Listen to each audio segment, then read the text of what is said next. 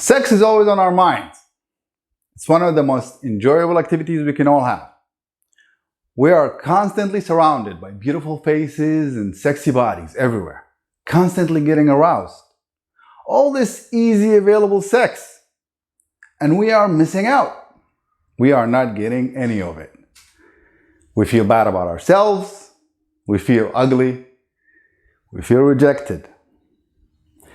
Sex is a beautiful part of the human experience, if pursued for the right reasons. But this is not the sex we're talking about right here. It's the sex that you feel bad about yourself for not having now. Here is some truth about sex and how much we're willing to sacrifice for it. My name is Yusuf, I am you, and this is my story.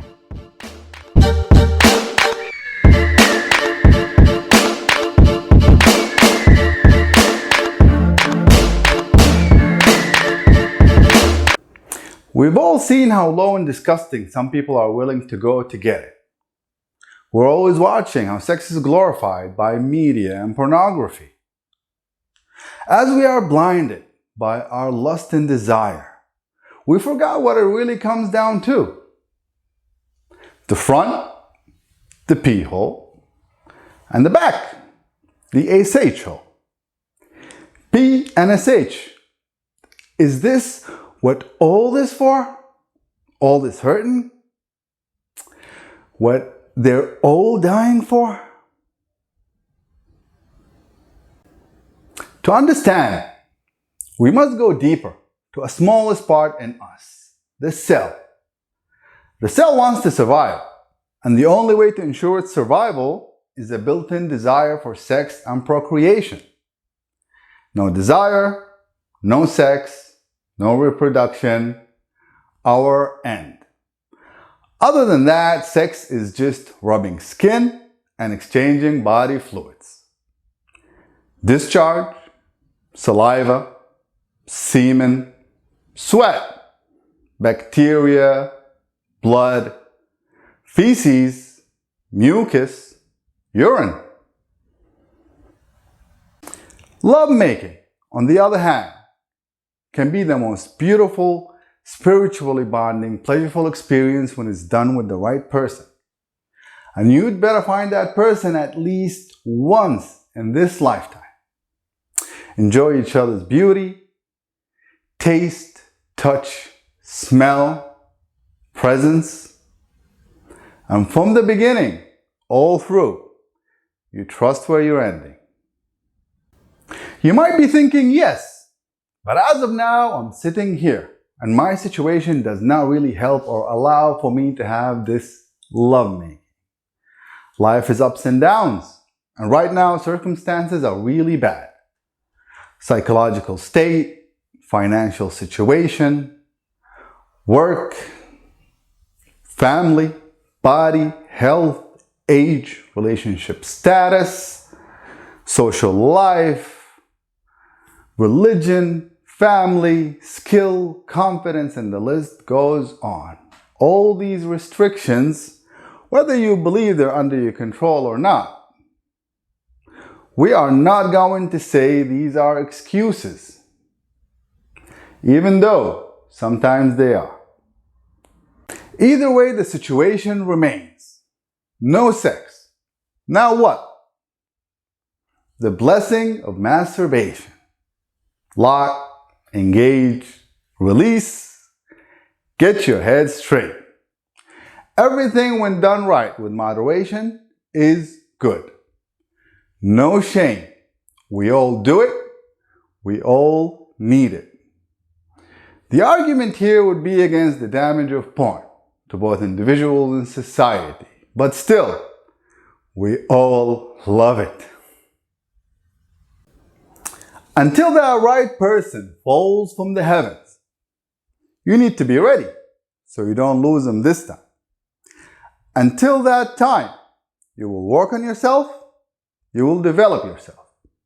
Mentally, physically, spiritually. Self-love is self-care.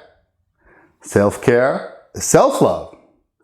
Love yourself first, and the power is yours. Looking at the hookup crowd, the cool people. First glance with jealousy. Second glance, I wonder. If having too much sex with many people is so amazing, then why are these people so miserable? And underdeveloped in many areas in life, I believe our nature is polygamous and that monogamy is a choice. Who wins? The dark animal in us or the light human in us? Nothing comes free. How much are we willing to give up to have sex? How much of our time, money, effort, thoughts and emotions are we willing to spend? All the games, humiliation, chasing, pain, mental distortion. For what? I was looking up sexually transmitted diseases and infections. And oh, I felt so sick just reading about it. All these symptoms, pain and irritation. And many of them last a lifetime. Is it worth it? Opposite to staying clean. All clean. And just as you finally find your love, you give it to them. I love you, and now you have this. But that's why we have protection, right? Well, only a person who's not getting any would say something like that. Yes, not even trying. By the time this video is published, I did not have sex for almost 2 years. And this is not my longest streak. And everything is okay. We all want to have it, and the thought of sex keeps coming, but we live with it. By understanding our desires, urges, and tics, and learning how to handle them. Sex changed from love and family to pleasure and gratification. And the fantasy of physical pleasure with physically beautiful people is obsessive, but we still spend our lives looking for that special one. The how, what, when, who, why regarding the right person is a lifetime pursuit.